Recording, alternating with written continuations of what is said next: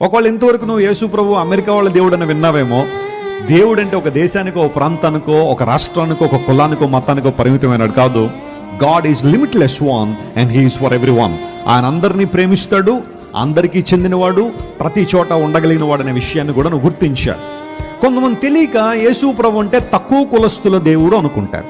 ఎందుకంటే భారతదేశంలో ఉన్న కొలగజ్జి ద్వారా ఎక్కువ వాళ్ళు తక్కువ వాళ్ళనే ఆ తారతమ్యాలు భారతదేశంలో ఉన్నాయి. ఇప్పటికీ కూడా చాలా ప్రాంతాల్లో అంటరానితనం, అమానుషత్వం ప్రపంచంలో భారతదేశంలో ప్రాముఖ్యంగా ప్రాంతాల్లో ఉండేది.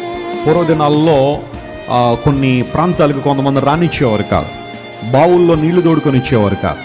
ఎందుకోసం అంటే ఈ బావులు మేము దవ్వించుకున్నాం, మీరు నీళ్లు తాగడానికి వీల్లేదు, ఎందుకంటే మీరు తక్కువ కులస్తులు అని వారిని ఊరు వెలుపల గెంటేశారు.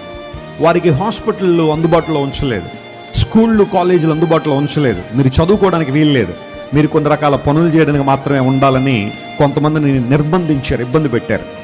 ఇంకేవలం కుల వ్యవస్థ వలన కులం కులం కులం అనే మాటను తీసుకొచ్చి అనేక మందిని భయంకరంగా ఇబ్బంది పెట్టారు.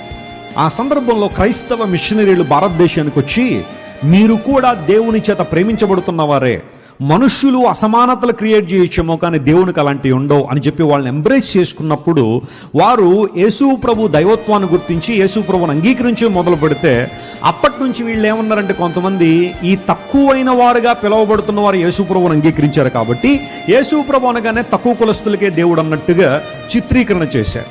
కానీ దేవుడు అంటే ఆయన అందరికీ దేవుడు, అందరినీ ప్రేమిస్తున్న దేవుడు అనే విషయం కొంతమందికి ఇంకా అర్థం కాక యేసు ప్రభు అంటే కొన్ని కులాలకు మాత్రమే దేవుడు అనే అభిప్రాయం కొంతమందిలో ఉంటుంది.